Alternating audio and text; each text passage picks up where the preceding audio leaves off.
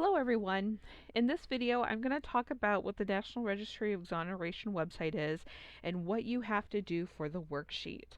So this is in week 6 and this is assignment 3 folder. This link right here, this first one is to the website, and then this one is to the worksheet. So let's take a look at the website. So this is the home page. Up here in the top right is how many exonerations they have had since 1989. And if you added up all the time that these people served, it comes to 23,500 years that were lost. So this is just their home page with information that is updated. Up here you can browse the cases, and for your worksheet you're going to go to detailed view. And so here you're going to have a list of every exoneration case since 1989.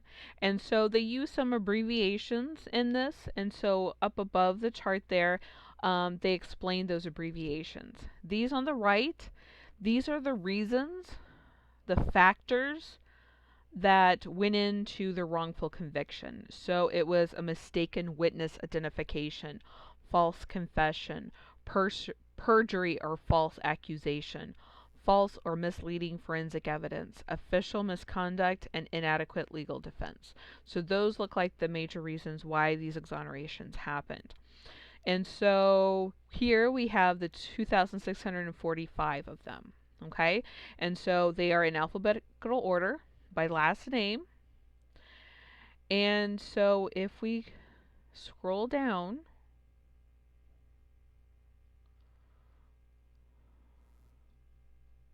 almost there, there he is. There is our Ronald Cotton. He is on this list. Okay. So for your homework, what you need is to pick a name. What you're going to do is you're going to pick a case. This is the worksheet. You're going to pick a case. Okay. You're going to type in the person's name, their age, race, the state that it happened in, whatever the crime was, the sentence, how long they were sentenced to, years, and then the date that they were convicted, and then the date that they were exonerated, and then the contributing factors. So let's take a look at one, for example. I actually had looked up to see if there were any Dotsons on the list, and sure enough there was one.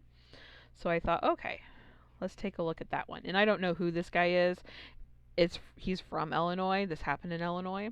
So this is what each of these pages looks like. And so over on the right, you'll see the state that it happened in, the county, their most serious crime. Here it was sexual assault, additional convictions, kidnapping. This was a reported crime in 1977, convicted in 1979, exonerated in 1989. They had been sentenced to 25 to 50 years. He was white, male. The age of the reported crime, he was 20. Contributing factors why this was a wrongful conviction. So there was false or misleading forensic evidence, perjury or false accusation, and official misconduct in his case. And so then it asked, did DNA evidence contribute to the exoneration? Yes, it did.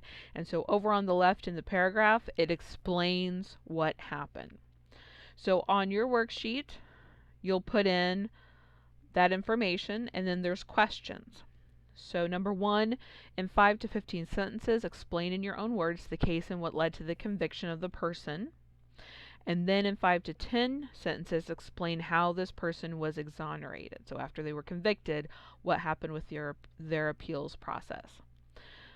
Did your exoneree receive any compensation for their ordeal? If they did, what did they receive? And then you're going to respond to this case. So number 4, based on what you read about the person, do you believe the person was probably innocent of this crime and why? Number 5, if this person received compensation, was it enough for what they went through? Should they have gotten something at all if they didn't receive anything? Should they have gotten more? Should they have gotten less? And fully explain why you feel that way. Number 6, do you believe people should be more aware of wrongful convictions and how an innocent person can go to prison for the crime they did not commit, and explain? Before this class, have you ever thought about wrongful convictions before? Was it ever on your radar to consider? If no, is it something you might keep in the back of your mind from now on? If yes, in what context did you previously learn about wrongful convictions? What were your previous thoughts about them, and have they changed after reading the argue about the staggering number of wrongful convictions along with this website? And then, after reading that article about wrongful convictions, looking at this website, and what we've read in Picking Cotton, what are 3 things that you learned that you did not know before, you found interesting, you agreed with, you disagreed with, any of those? Okay, so type up these and then get those submitted to the Dropbox. Also, in this website, there's a lot of really good information. And so under resources, we have a lot of graphics, and I want to just kind of show you some of these. So this first one, this is exonerations based on there was DNA that exonerated them, like in the case of Ronald Cotton, or there was no DNA that exonerated them. And so here we can see that. So all of the cases are these, and you can click on this and it'll show you by year the number. Red means there was no DNA, and then the blue shows that there was DNA that exonerated them. So here, it's not just DNA that exonerates people, okay? There's a lot of other factors that go into it. So here we have exonerations by year, and then the type of crime. And so here we have child sex abuse, sexual assault, homicide, and others. So here we can see where the homicide exonerations by year, homicide does go up. There's other as well. And then the sexual assault and abuse are at the bottom. Alright, so year of conviction plus the type of crime. Okay, so if we look here, it really starts jumping from 79, and then it kind of goes down in 2001, and then it goes kind of back up here. Okay, so this is, remember, this right here is where DNA finally was created. Okay, 94 doesn't happen. O.J. Simpson case doesn't happen until here.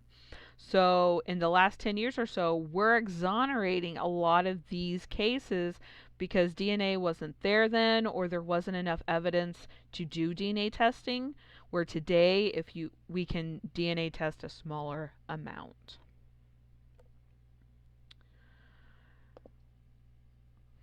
So race and crime. Don't let people tell you that racism does not play into it. As you can see here, this is all crimes. Black people are wrongfully convicted the most.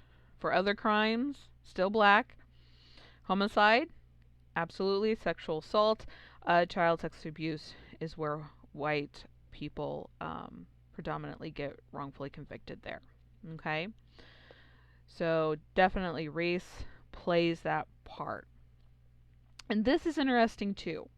So we talked about contributing factors of exoneration. So why are these people wrongfully convicted? So the biggest, perjury or false accusation. This is lying.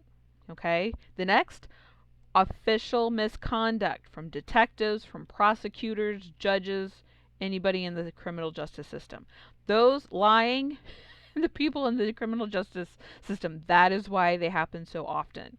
Then we have what happened with Ronald Cotton, mistaken witness identity. That happens quite a bit. Then we have false or misleading forensic evidence, and then we simply have false confessions, which they do happen.